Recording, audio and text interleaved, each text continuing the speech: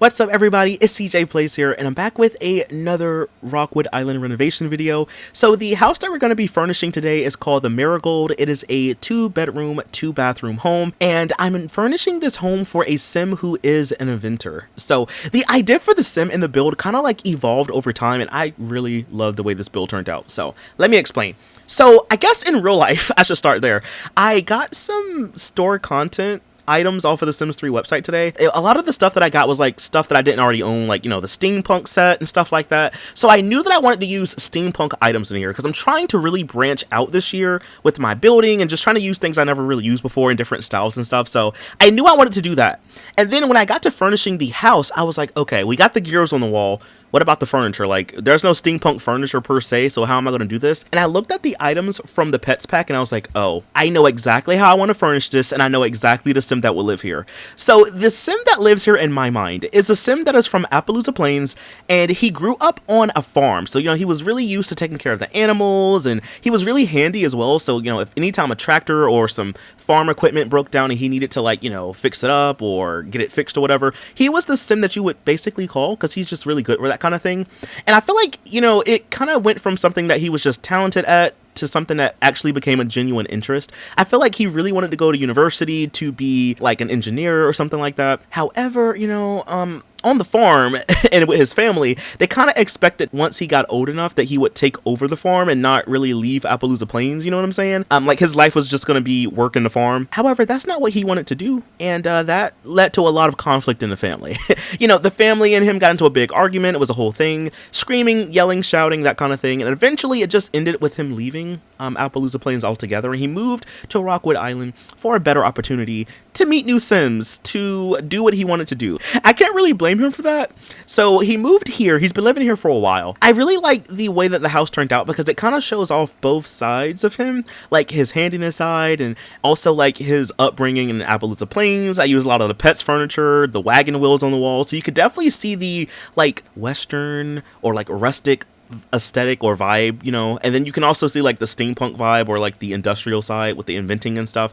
I love the way this house turned out. Honestly, I would say that maybe this room and maybe the kitchen are my two favorite rooms in the whole entire house. So speaking of the kitchen, I knew I wanted to make the wallpaper a little bit darker in here. I didn't really want to put gears all over this house because I think that would be a little bit too tacky. So I kind of went with the basic colored wallpaper in here.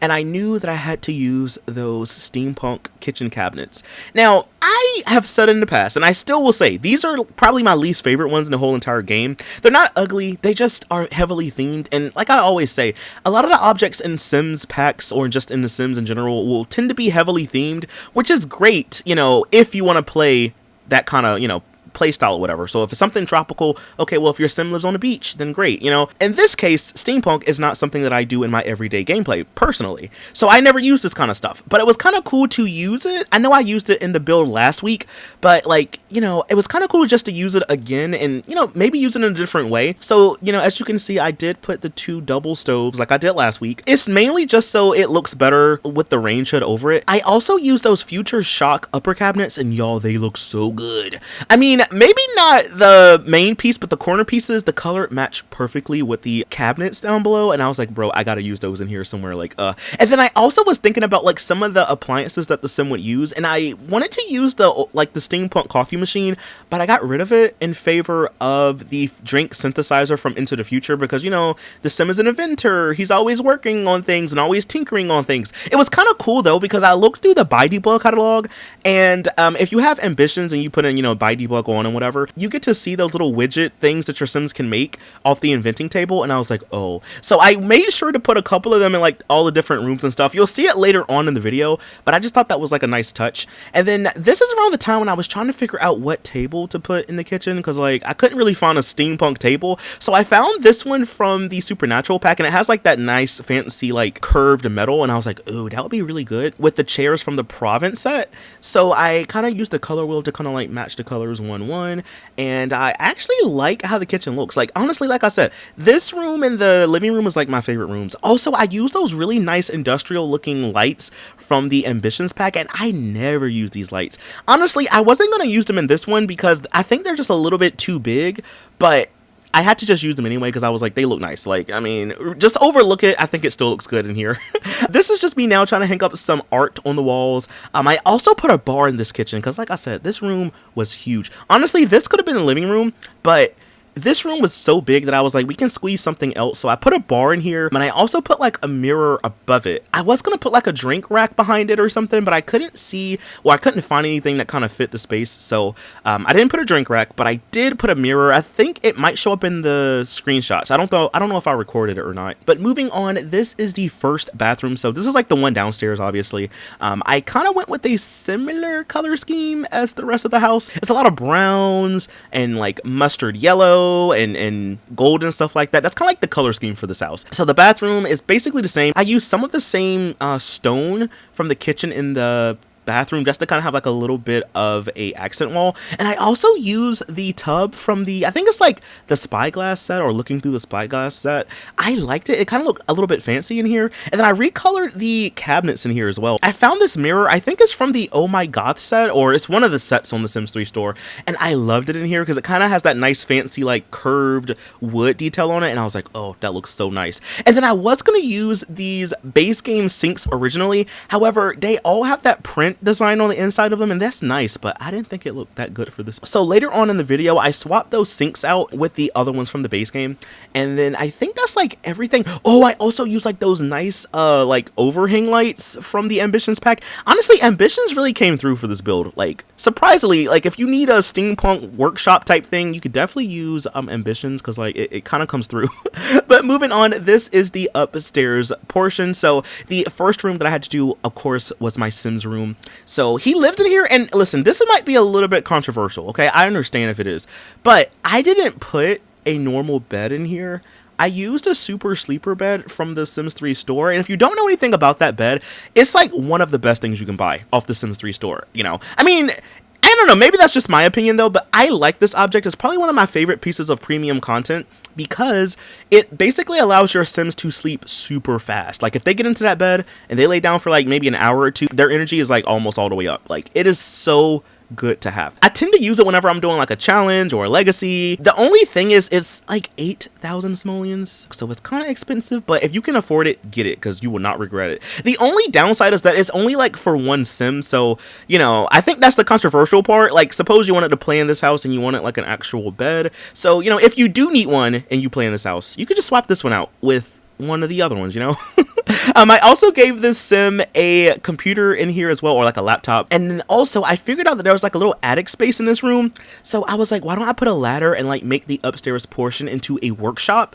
So I actually like how the workshop turned out. Oh, also too, before we go upstairs, I was trying to figure out like what else I could put in this bedroom to not make it look so awkward. So I put like a nightstand from the base game.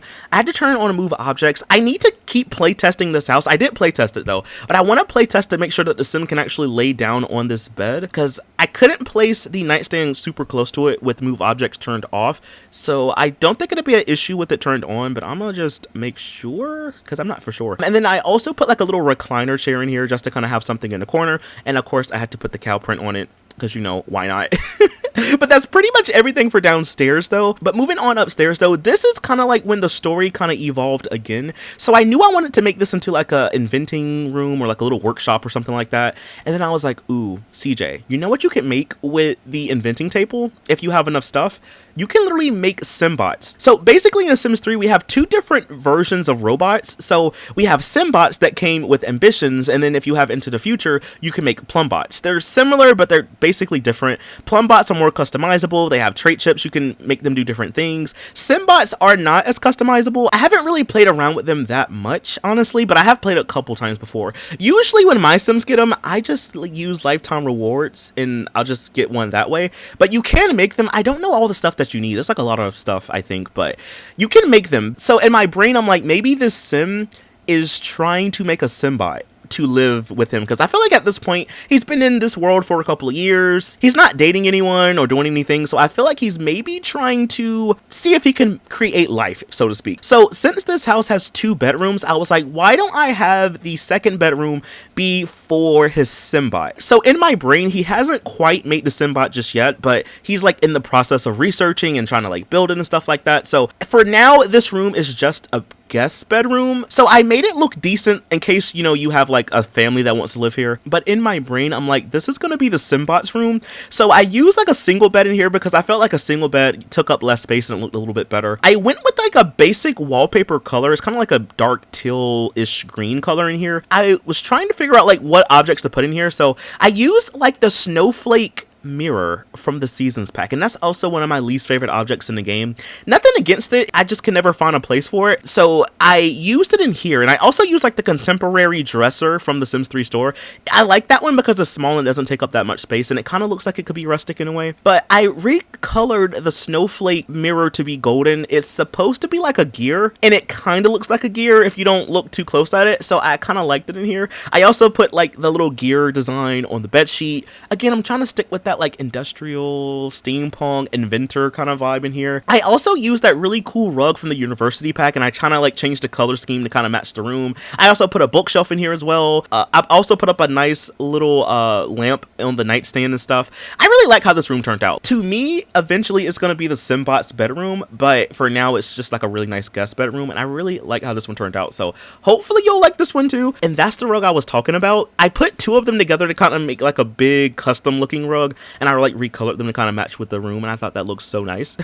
But last but not least, this is the second bathroom. So this one kind of looks similar to the first bathroom, honestly. I did end up using a shower tub combo in this bathroom just because I thought it would just take up a lot more space, but honestly everything else is pretty much the same. I used the same cabinets, and I also use like the same light fixture as like the bedroom in here. The toilet I used is also from the pets pack as well. But that's pretty much it for this build, y'all. If you did enjoy it and you want to download this build, I'll leave a link down below. But anyway, y'all, that is all that I have for this video. If you did enjoy it, please be sure to leave a like, comment something down below, follow me over on Twitch where I stream a lot more of The Sims. Also stick around for the screenshots so you can see how like everything looks, you know. But I'll see you in the next video. Bye! Thanks for watching!